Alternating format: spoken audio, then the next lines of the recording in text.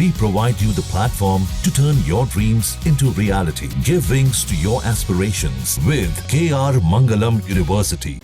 Iran और Israel के बीच संघर्ष दूसरे हफ्ते में एंट्री कर रहा है, जहां एक ओर इजरायल के साथ उसका सबसे प्रमुख सहयोगी अमेरिका मजबूती से खड़ा दिख रहा है और पश्चिम से भी उसको समर्थन मिल रहा है। दूसरी ओर ईरान को अपने खास सहयोगियों का साथ मिलता नहीं दिख रहा है। इजरायल के ईरान पर हो रहे भीषण हमले के समय उसके सहयोगी गुट चुप हैं। ऐसे में ईरान लड़ाई में अकेला पड़ रहा है। लेबनान में हिजबुल्लाह, गाजा में हमास, यमन में हूती और इराक की शिया मिलिशिया को ईरान से लगातार समर्थन मिलता रहा, लेकिन जब ईरान को ज़रूरत है तो उसके ये सभी सहयोगी गुट तेहरान की मदद नहीं कर रहे हैं। ऐसा लगता है कि वे कमज़ोर पड़े हुए हैं या फिर अपने ही मुद्दों में उलझे हुए हैं। लेबनान में हिजबुल्लाह, फ़लस्तीन में हमास, यमन में हूती और इराक में ईरान समर्थित शिया लड़ाके कहीं नज़र नहीं आ रहे। इनमें से कई कमज़ोर हो चुके हैं और अंदरूनी तौर पर बटे हुए हैं और अपनी मुश्किलों से ही जूझ रहे हैं। इससे ये सवाल उठता है कि क्या ईरान दशकों में पहली बार अकेला लड़ रहा है?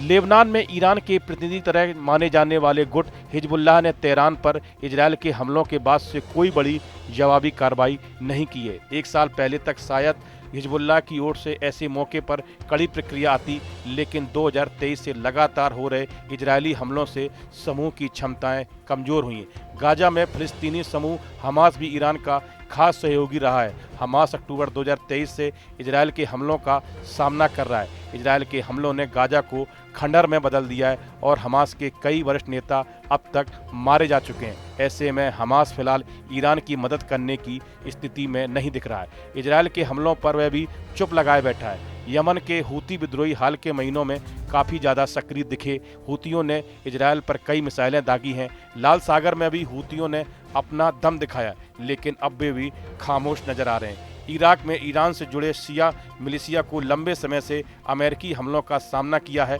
इन्होंने ईरानी हितों की रक्षा करते हुए बगदाद में तेहरान के प्रभाव को बढ़ाया, लेकिन हालिया महीनों में चीज़ें बदली हैं। 4 दशकों से भी ज़्यादा समय से ईरान ने मध्य पूर्व में प्रॉक्सी सेनाओं का महागठबंधन बनाया है। इसे वह प्रतिरोध की धुरी कहता है। इसका मकसद अपनी ताकत दिखाना, अमेरिका और इजरायल के प्रभाव को कम करना और खुद को सीधे टकराव से बचाना था। लेकिन अब जब तेहरान अपने ही घर में इजरायल के हमलों से जूझ रहा है तो उसके ये सहयोगी अजीब तरह से शांत नजर आ रहे हैं। ऐसा पहली बार हो रहा है कि ईरान को सीधे युद्ध का सामना करना पड़ रहा है, लेकिन उसके करीबी गुट साथ नहीं आ रहे। इससे ईरान की रणनीति पर सवाल उठने लगे हैं। क्या वो अब उतना प्रभावशाली नहीं दिख रहा जितना पहले था? क्या उसके सहयोगी अब खुद को बचाने में लगे हैं, ईरान को नहीं? पश्चिम एशिया में कुछ सालों से समीकरण बदल रहे हैं। सऊदी अरब और यूएई जैसे देश अब इजरायल के करीब आ रहे हैं। कुछ मुस्लिम देश अमेरिका के साथ संबंध सुधार रहे हैं। ऐसे में ईरान को विदेश नीति को लेकर नई रणनीति बनाने की जरूरत है। अगर वह अकेला पड़ता गया तो उसे आर्थिक और राजनीतिक दोनों मोर्चों पर नुकसान होगा। कुछ विश्लेषक मानते हैं कि ये गुट चुप तो हैं, लेकिन पूरी तरह निष्क्रिय नहीं।